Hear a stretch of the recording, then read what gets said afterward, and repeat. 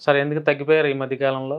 అంటే ఇంటర్వ్యూస్ ఇవ్వట్లేదు, మాట్లాడట్లేదు రాజకీయాల గురించి. అంటే ప్రస్తుతం రాజకీయాల్లో అంత వేడి, వాడి, హ్మ్. నాడి లేదు. హ్మ్. అంటే మేము నాడి పట్టుకుంటే గాని చెప్పలేము. ప్రజల్లో ఇంకేందంటే స్తబ్దత ఉంది. హ్మ్. ఏ పార్టీకి ఏంటి అనేది ఏం లేదు. క్లారిటీ రాలే ఇంకా. క్లారిటీ ఎందుకు లేదంటే పాలిటిక్స్ జరగట్ల. హ్మ్. గవర్నెన్స్ జరగట్ల. ఓన్లీ వెండెటా జరుగుతుంది. అంటే రెజిమ్ వెండెటా అంటారు దీన్ని. అంటే రాజకీయ నాయకులు గవర్నెన్స్ మారిన ప్రతిసారి గూడా, రెజిమ్ మారిన ప్రతిసారి గూడా, ప్రభుత్వాలు మారిన ప్రతిసారి గూడా ఈ వెండెటాస్ ఎక్కువ జరుగుతున్నాయి. హ్మ్. ఈళ్ళు పాలించండ్రా బాబోయ్! అంటే పాలించేది పక్కన పెట్టేసి గాలించడం ఎక్కువ మొదలుపెట్టారు. కక్షాపూరితం ఎక్కువైపోయింది ఆ! అంటారు. హ్మ్. అది ఎక్కువ చేస్తున్నారు. సో, దానివల్ల పబ్లిక్‌లో గవర్నెన్స్ గాని, పబ్లిక్ ఇష్యూస్ మీద ఏం లేవు. పబ్లిక్‌కి చాలా ఇష్యూస్ ఉన్నాయి. అడ్రెస్ చేద్దామంటే ఇవి ఎక్కువైపోయాయి గదా! అవును. ఇప్పుడు నేను మీడియాలో కూర్చొని ఎక్కడ మాట్లాడాలి? హ్మ్. మీడియాలోనే కూర్చొని మాట్లాడాలి. హ్మ్. ఇప్పుడు మీడియా వాళ్ళని ఫస్ట్ నన్ను ఫోకస్ చేయడానికి చేస్తారా? హ్మ్. లేదు గదా! హ్మ్. వాళ్ళకి ఏది ప్రయారిటీ అనుకుంటారో దాన్ని బేస్ చేసుకొని చేస్తారు. అవును. ఆ ప్రయారిటీ ఉన్న టైంలో నేను మాట్లాడితే నన్ను గూడా ఫోకస్ చేస్తారు. హ్మ్. అంతేగాని స్పెసిఫిక్‌గా ఈ రోజు ఇదిగో ఇష్యూ ఉంది. ఇది పబ్లిక్ ఇష్యూ అని టేకప్ చేసేంత హౌసెస్ లేవు. మీడియా హౌసెస్ లేవు. అదే మీరు ఒక ఎగ్జాంపుల్ తీసుకుంటే అన్నెసెసరీ ఇన్ఫర్మేషన్, అన్నెసెసరీ యూజ్ గురించి చేయమంటే డెఫినిట్‌గా చేస్తారు. ఎందుకంటే వ్యూవర్‌షిప్ ఇంపార్టెంట్. మనం గూడా అర్థం జేసుకోవాలి. ఇప్పుడు నేను అదే ఫీల్డ్‌లో ఉన్నాను. మీడియా జర్నలిస్ట్ దాంట్లోనే ఉన్నాం. మనకంతా తెలుసు కాబట్టి మనం గూడా ఏమి అనలేం. హ్మ్. ఎందుకంటే వ్యూవర్‌షిప్ లేకుండా పాపం వాళ్ళైనా ఏం జేస్తారు? హ్మ్. సాలరీస్ ఇచ్చుకోవాలి. అయినా ఇన్‌స్టిట్యూషన్ నడవాలి. వ్యూవర్‌షిప్ కోసం మనం అడ్డమైన ప్రతి న్యూస్ మనం స్ప్రెడ్ చేయకూడదు కదా సార్. మరి మంచిది ఎవరు జేస్తున్నారు ఇప్పుడు? హ్మ్. నేనైతే అలా చేయను. మా మీడియా కూడా అలా చేయదు. నో మీకు హ్మ్. మీరు అని నేను అనట్లేదు. ఇన్ మీరు లేదులే. జనరల్‌గా అవును. జనరల్‌గా ఇప్పుడు చెప్తున్నారు. ఆల్‌మోస్ట్ అందరి మీడియాస్‌లో నాకు తెలిసిన వాళ్ళే. ఆల్‌మోస్ట్ అన్ని మీడియాస్‌లో నాకు ఫ్రెండ్స్. ఇప్పుడు మనం బేసిక్స్ కూడా అర్థం జేసుకోవాలి. అవును. వాళ్ళకున్న ప్రాబ్లమ్స్‌ని గూడా మనం అర్థం జేసుకోవాలి. ఇప్పుడు వ్యూవర్‌షిప్ లేకపోతే వాళ్ళకి గూడా డబ్బులు ఎక్కడి నుంచి పుల్లింగ్ జేస్తారు? హ్మ్. చేయలేరు గదా! ఎంతవరకు పంప్ చేస్తారు? అది గూడా ఇంపార్టెంటే గదా! ఒక రైతు సమస్య చూపించొచ్చు. హ్మ్. రైతు ఎలా పంటలు పండిస్తాడు, అతని హ్మ్. కష్టం చూపించొచ్చు. హ్మ్. రోడ్డు మీద ఒక బెగ్గర్ కష్టం కూడా చూపించొచ్చు. హ్మ్. వాడికున్నటువంటి ప్రాబ్లమ్స్ చూపించొచ్చు. హ్మ్. ఒక స్కూల్ ఎట్లా ఉందో పరిస్థితి అది చూపించొచ్చు. లేదంటే ఒక హాస్పిటల్ ఎలా ఉందో అది మీరు నిజంగా చూపించొచ్చు. అనుకుంటున్నారా రైతులు అంత కష్టాల్లో ఉన్నారు అనుకోనేసి? అంటే ఉన్నారనే అనుకుంటున్నాను సార్ నేను. ఓకే. మీ అభిప్రాయం? నిజంగా రైతుల రైతుల్లో ఇప్పుడు అంటే ఒకటండి. ఇప్పుడు అన్ని కులాల వాళ్ళు ఉన్నారుగా నేనొక రైతుల్లో. విషయం చెప్తాను. నేను హ్మ్. రైతుల కులాల గురించి అసలు హ్మ్. మాట్లాడను. ఎందుకంటే రైతులకి కష్టాలు ఉంటే వాస్తవంగా నిజం చెప్తే, రైతులు అనుకుంటే ప్రభుత్వాలే మారిపోతాయి. హ్మ్. అంటే ఎన్ని రోజులు మీకు రైతులకి మీరేమి చిన్న పిల్లలా ఏమన్నా? సమాజాన్ని మీరు పంచాయతీ వ్యవస్థని చూసిన రైతుకి హ్మ్. నాగరికత ఎలా ఉంటదో బాగా తెలుసు. సిటీ ఎలా ఉంటదో బాగా తెలుసు. ఇప్పుడు 1980స్ నుంచి గూడా సపోజ్ ఇప్పుడు 40 ఇయర్స్ ఇండస్ట్రీ అనుకున్నా ప్రస్తుతం ఉన్న తెలుగుదేశం పార్టీ రైతుల గురించి చెప్పింది, ప్రజల గురించి చెప్పింది, ఎడ్యుకేషన్ అందరి గురించి చెప్పింది గదా! ఈ పొలిటికల్ పార్టీ గతంలో ఏం చేసిందనేది తెలీదా మనకు? హ్మ్. రైతుల గురించి, కరెంట్ గురించి ఇవన్నీ చేసింది. ప్రభుత్వాలు ఇప్పుడు మారుతున్నా కూడా నేను నేనొక రైతులు నేనొక మారట్లేదు కదా సార్. వాళ్ళ బతుకులు మారట్లేదు కదా! ఎగ్జాక్ట్‌లీ నేను అదే కదా అంటున్నా. నేనేమంటున్నానంటే ఎంతసేపు ఇదే రైతులేమంటారు వీడు కాకపోతే వాడు మీకు బుద్ధి బుర్ర లేదా? హ్మ్. కొత్తగా ఇండిపెండెంట్‌గా కొత్త పార్టీలు, కొత్త జనాలు నామినేషన్‌లేస్తున్నారు. కళ్ళకి కనిపించట్లేదా మీకు? హ్మ్. అద్దాలు పెట్టుకున్నారా ఏమన్నా? పోనీ అద్దాలు పెట్టుకుంటే అక్కడ కనిపించట్లేదా? ఇప్పుడు మీరే గదా అంటారు. బల్ల మీద కూర్చొని జనాలందరూ మాట్లాడేదేంటి? ఇంకొకడు లేక వీడికేస్తున్నాం అంటున్నారు. హ్మ్. సిగ్గు శరం ఉండాలి ఆ మాట చెప్పడానికి. హ్మ్. ఆ మాట చెప్పడానికి జనాలకు సిగ్గు శరం ఉండాలి. ఎందుకంటే నామినేషన్‌లో బ్యాలెట్ పేపర్‌లో మీకు 11 మంది, 20 మంది ఉంటున్నారు క్యాండిడేట్స్. కొత్త క్యాండిడేట్స్ చాలా మందున్నారు. వాడు ఎలా చేస్తాడో మాకు తెలీదంటే ఈడు ఆల్రెడీ ముంచేసాడని తెలుసు కదా నీకు. కనీసం వాడికి ఛాన్స్ ఇస్తే ఎలా చేస్తాడో అని తెలుస్తది గదా! నువ్వు ఆ మాత్రం కూడా ఛాన్స్ నీ దగ్గర లేకపోతే ఒకటి చెప్తున్నా. అంటిల్ అన్‌లెస్ వాళ్ళు మారకపోతే హ్మ్. ఎవరేం జేయలేరు. ఇప్పుడు నేను గొడ్డలు తీసుకొని నన్ను నేను నరుక్కుంటున్నా. నేను నరుక్కోవడం పక్కన పెట్టేసి ఆ గొడ్డలతో ఏం పని చేయాలో అది చేయట్లేదు నేను. హ్మ్.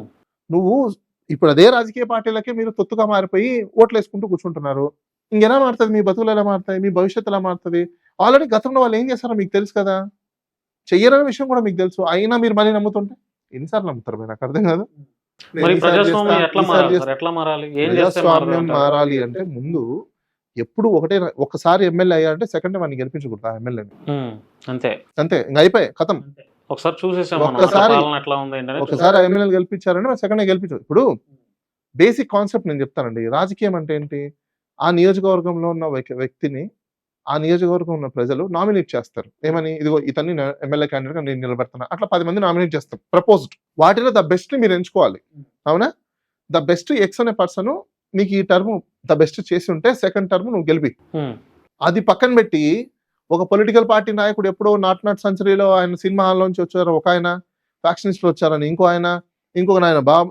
ఏంది ఇదంతా నాకు అర్థం కాలే. అంటే వాళ్ళ తరాలు వాళ్ళ బతుకులు, లేకపోతే వాళ్ళ పిల్లలు వీళ్ళేనా రాజకీయ నాయకుల్లో? మిగతా వాళ్ళు రావద్దా? కొత్త వాళ్ళు రావద్దా? రానివ్వరు కదా, ఎవరు మరి రానివ్వట్లేదు? రానివ్వట్లేదు ఎవరు కదా. ఇప్పుడు రానివ్వట్లేదు? ఇప్పుడు నేను ఎవరు నేను నేను నాకు ఉన్నాను సార్. వచ్చిన ఎవరు రానివ్వట్లేదు? ఉమ్, నామినేషన్ అయితే వేస్తున్నాడు కదా, ఓట్లు వేయడానికి మీకేమైంది? ఉమ్. ఎవరు తప్పు? ఓట్లు వేసినా కూడా ప్రజలు అది మీ తప్పు. స్వీకరించట్లేదు కదా మరి. That's what I'm telling you. It's your mistake. ఉమ్, అది మీ తప్పు. ఉమ్, ఒక చదువుకున్న బీటెక్ క్యాండిడేట్, లేకపోతే ఎంబీఏ చేసిన వాడో, ఎంసీఏ చేసిన వాడో, లేకపోతే పీజీ చేసిన వాళ్ళు, లాయర్లో ఇంకొకరు నామినేషన్ వేస్తున్నారు కదా, మీరు ఓట్లు వేయట్లేదు వాళ్ళకి. ఉమ్. వాళ్ళకి మీరు ప్రజాస్వామ్య ఓట్లు వ్యవస్థ వేయట్లేదు. అలా ఉంది కదా సార్ మరి. మరి ప్రజాస్వామ్య వ్యవస్థ అలా లేదండి, ప్రజలు అలా ఉన్నారు. ఉమ్, వ్యవస్థలు ఎక్కడి నుంచి పుడతాయి? ప్రజల్లో నుంచి. ప్రజల నుంచి పుడతాయి. సో వ్యవస్థలు ఎప్పుడు తప్పు కాదు. నా స్ట్రైట్ అపీల్ ఎవరికంటే ప్రజలే. ఉమ్, నేను ఎప్పుడు ఎవరిని నిందించాను. ఏది ఇన్స్టిట్యూషన్స్, ఎందుకు ఇన్స్టిట్యూషన్స్ ఎక్కడి నుంచి వస్తాయి? నేను పెడితే ఒక సంస్థ వస్తుంది, నేను అనేటువంటి సరిగ్గా లేకపోతే సంస్థ అంతే. ప్రజలు సరిగ్గా లేరు కాబట్టే వ్యవస్థలు ఇలా ఉన్నాయి.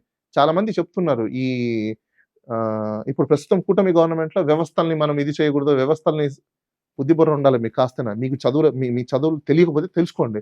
వ్యవస్థలు ఎవడయా పుట్టించింది? వ్యవస్థలు పుట్టించింది మేము, ఉమ్, వ్యవస్థలు మార్చాల్సింది మేము, వ్యవస్థలను తప్పులు చేసినప్పుడు నిందించాల్సింది మేము, నిలదీయాల్సింది మేము. ఆ వ్యవస్థలను కొమ్ముగా ఏమంటారు ఏంటి నాకు అర్థం కాదు. ఉమ్, బుర్ర పనిచేస్తుందా లేదా? ప్రజలకు ఏం చెప్తున్నారు మీరు? మీ యొక్క మైండ్ సెట్స్ తో ప్రజల మీద కూడా అదే రుద్దుతున్నారు మీరు. ఉమ్, తెలుసా మీకు అసలు ఇలా ఏం చెప్తున్నారు? అందరూ చాలా రాజకీయ వ్యవస్థని నాశనం చేస్తున్నారంట. బుద్ధి బుర్ర లేదు అసలుకి కాస్తైనా. గుర్రాలకి ఏమైనా గంతలు కట్టుకుని నడుస్తున్నారా ఏంది మీరు? వ్యవస్థలు ఎవరు తయారు చేసేది? ఉమ్, మేము తయారు చేస్తాం. మనుషులు మనం తయారు చేస్తున్నాం, మన సౌలభ్యం కోసం తయారు చేస్తున్నాం. అంటే పనికిమాల వ్యవస్థలు పనికిమాల పనులు చేస్తూ కూర్చుంటే కొత్త పలుకుతున్నావు అన్నా? ఉమ్. ఇదా రాజకీయాలు? ఇదా వ్యవస్థలు? ఎవరైనా చెప్పింది వ్యవస్థలకు ఇది చేయాలని చెప్పేసి అని? అసలు ఎంప్లాయీస్ ఇక పోతే ఎంప్లాయీస్కి ఎంత రెస్పెక్ట్ ఇవ్వాలన్నా? ఎప్పుడు రెస్పెక్ట్ ఇస్తారు తెలుసా మీకు? పోలీస్ డిపార్ట్మెంట్, రెవెన్యూ డిపార్ట్మెంట్ ఇంకొకరికి వాళ్ళ మీద వాళ్ళ మాట వినకపోతే మేము అధికారుల మీద ఇది చేశారని కేసులు పెడతారా? ట్రైల్లో ఒక్కొక్కరు తోలు తీస్తారు అట్లే. ఉమ్. మీ డ్యూటీస్ మీకు ఎప్పుడు రెస్పెక్ట్ ఇస్తారు పోలీసు తెలుసా? వాళ్ళు కూడా ఆంధ్రాలో సార్ ఇప్పుడు హద్దు మీకు ఎప్పుడు మీరట్లేదు. ఎప్పుడు ఎప్పుడు ఎప్పుడు రెస్పెక్ట్ ఇస్తారు తెలుసా? Hmm. Good faith, as per rules ప్రకారం నువ్వు పని చేస్తేనే నీకు రెస్పెక్ట్ ఇస్తారు. అవును. నీ ఇష్టం వచ్చినట్టు నువ్వు ఆఫీసర్లకి, నీ ఇష్టం వచ్చినట్టు మినిస్టర్లకి, నీ ఇష్టం వచ్చినట్టు నీ సుపీరియర్లకి నువ్వు పని చేసుకుంటూ కూర్చున్నా మాకు అక్కర్లేదు. సర్వీస్ రూల్స్ ఉండేది నువ్వు అకార్డింగ్ టు ద రూల్స్ చేయడానికి. ప్రజలకు నువ్వు according to the rules discharge చేయలేదు అనుకో, we are boss for you, um, we are not servants, your servant for అస్.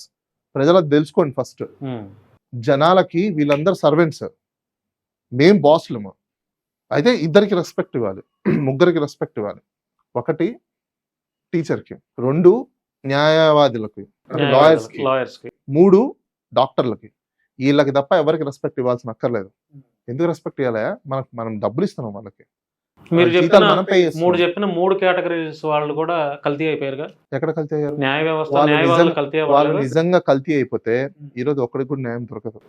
ఎక్కడో కొద్దిగా గొప్ప నిజంగా కల్తీ- న్యాయం జరుగుతుందా పేదవాళ్ళకి? Yes, definitely జరుగుతుంది. ఉమ్, ఎక్కడో ఒక 10% అన్ని ఇన్స్టిట్యూషన్స్ బాగున్నాయి నేను చెప్పను. ఉమ్.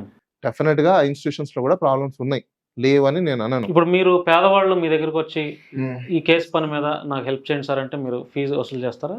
నేను ఇప్పుడు దాకా అలా వచ్చిన కేసెస్ లో నేను ఫీజు తీసుకోలేదు, కానీ కోర్టు ఖర్చులు, జిరాక్స్ ఖర్చులు ఏమైనా అది మినిమం, అది కామన్. కామన్. అలా చాలా చేసినవి ఉన్నాయి. చాలా చేశారు. ప్రతి ఒక్కరు